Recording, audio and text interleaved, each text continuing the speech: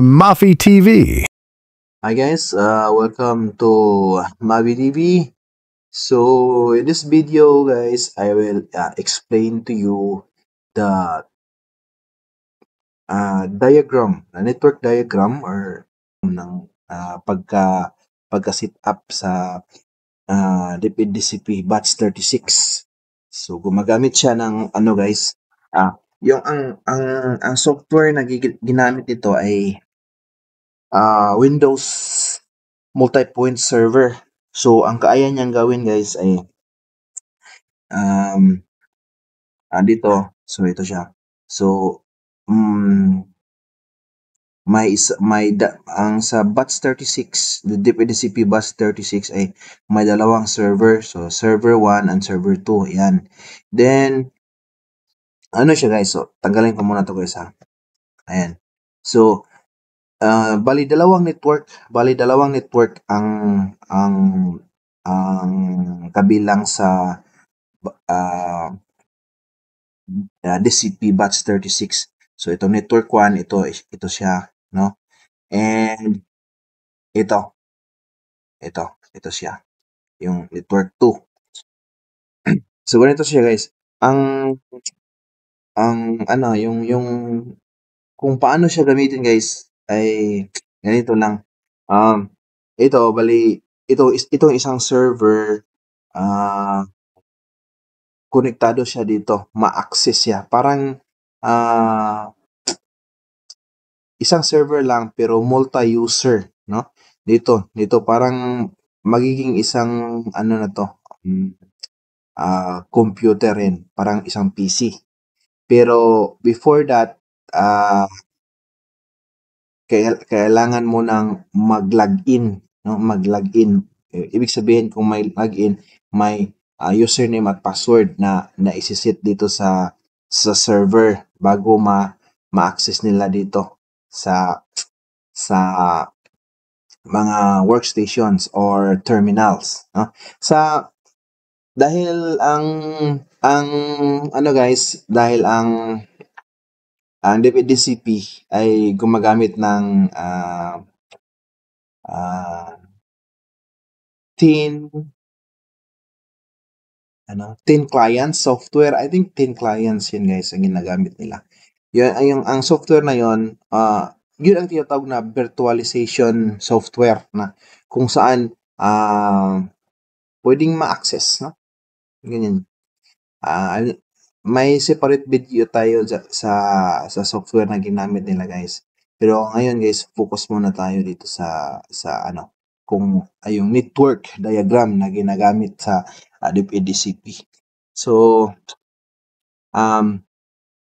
again, so dalawang server dalawang network ang kabilang sa DPDCP batch 36.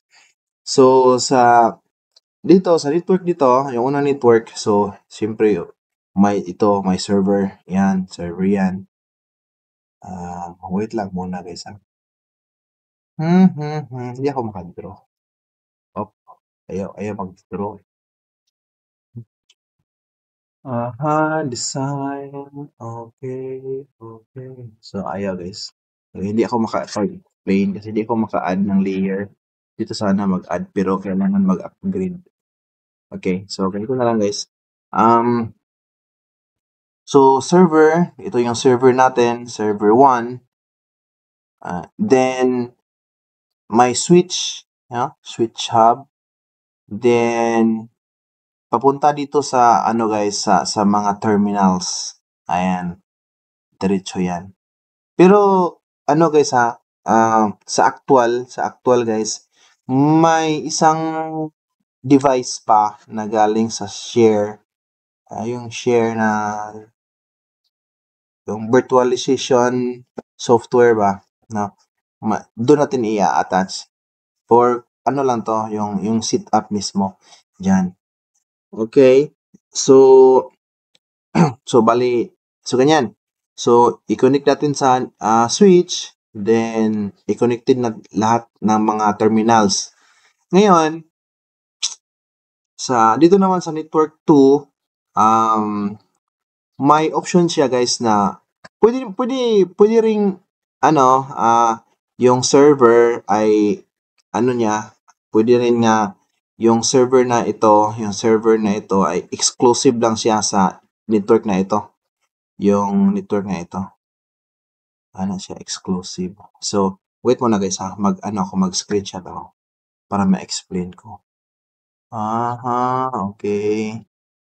So, screenshot na tayo. Nag-screenshot na ba? Okay. Screenshot. View. Okay. So, screenshot. Wait. Na okay. Full screen. Okay. Full screen ko muna guys. Then, mag-screenshot ako. Screenshot. Ayun. Okay. So, screenshot ko muna guys ha para ma-explain ko ng maigi. Ayun. Ayan. Ano, teka muna. Mali. Wait lang ha. Stay tuned lang. Gusto ko muna to. Okay, para malaki yung ano natin, yung space. Ayan, para medyo klaro sa inyo. Ayan. Then, mag-screenshot ako. Ayan. Screenshot. Okay, so we have this one. Ayan. And, saan yun? Nawala. Ano? Then, napin ko yung screenshot ko guys. Wait. Paint. Punta ko sa paint. Paint. Para ma-explain ko ng maigi guys. Oh, bush. Okay. Oh, ayun. So, we have now paint. At dito ko siya Control V. Ayan. So, gumana na siya guys. Yun.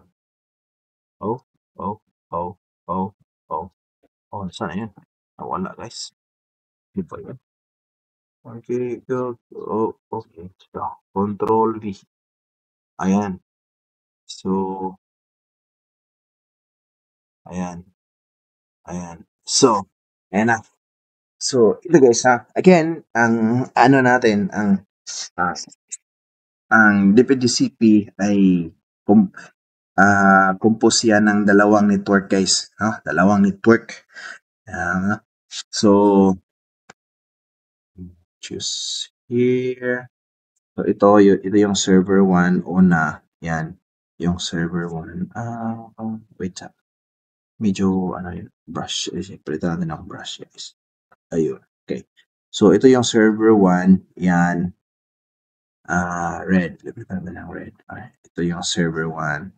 So, connected siya dito sa, dapat make it sure guys na connected siya sa switch. Yan. Connected siya sa switch. And switch to all the terminals. Yan. So, yan. Sa representation nito guys ha, sa DPDCP may 21 terminals. So, dapat naka-connect yan lahat guys ha. Ayan. Connected yan lahat. Yan. Then, ito rin yung server. Dapat konektado yan. Malalaman mo guys na connected siya kasi yung sa ito ang tinda kasi ito, no? Tinda switch. Tinda. Malalaman mo na kasi magla-lights yung LAN port na konektado siya. Okay? So, ganyan. So, ganyan ang connection. Make it sure nga na na-connected yan lahat. Okay? Then, balikan ko guys. Alisin ko muna guys. Yun. Alisin ko. Okay. Aside from that guys, itong ang network 1 at network 2, pareho lang guys ha. Ang sa network 2, pareho lang din yung connection. Pwede natin i-connect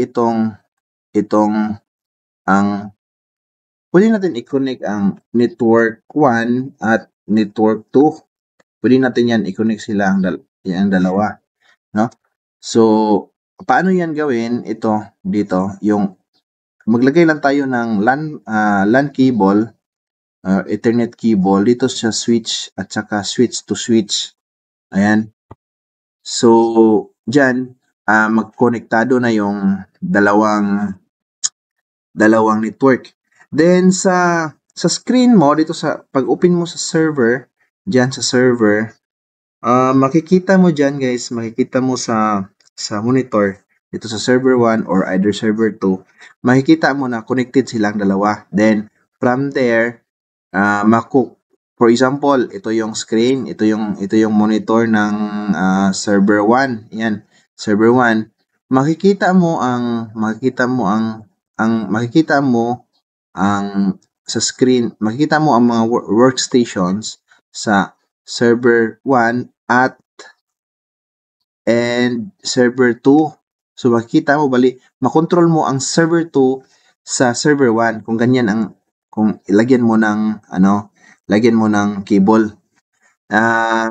Anyway guys, sa default na setup ng DPDCP, kung default pa yung setup na yan, ay connected na talaga yan sila. Ganyan na. Ang nangyari kasi sa akin guys ay nung naglipat kami ng building ay binaklas namin lahat, no? Binaklas namin lahat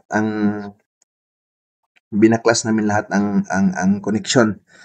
And doon, inasimbol naman namin pagdating namin sa bagong building.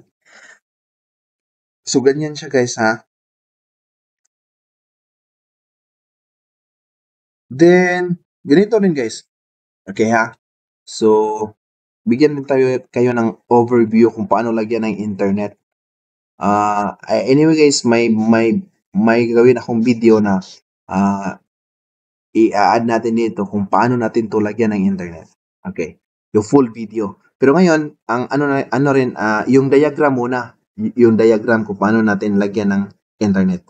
So, babalik ako guys. So, ito, i-connect natin yung dalawang network. So, maglagay tayo ng Ethernet cable dito sa dalawang switch. Ilagay natin doon. Yan. Then, kung connected na yan lahat, para ma-connect sa internet guys, maglalagay lang tayo ng kahit saan dito na switch, lagyan natin ng LAN port or Ethernet cable na yung galing sa internet source natin. Halimbawa, ito yung router. Router yan ha. Router natin. So, magkukunik ka lang ng magkukunik ka lang ng LAN port na dedicated sa kanya. Ganyan. Ilagay mo doon sa switch. Kahit saang switch dyan, pwede yan magkukunik. Pag naka-connect na, pwede na yan. Ang may gagawin ka lang, configuration sa server dito sa server 1 at sa server 2. Anyway guys, i-share ko din yan. Magagawa ako ng video kung paano mag-connect ng internet sa ganyang setup. Ang ginagawa ng ibang mga teachers guys na nag-manage sa kanilang eRoam, ganito guys, no? Ang batch 36, ang DCP batch 36, tinatawag siya na eRoam guys, no? eRoam, ayan. May eRoam manual.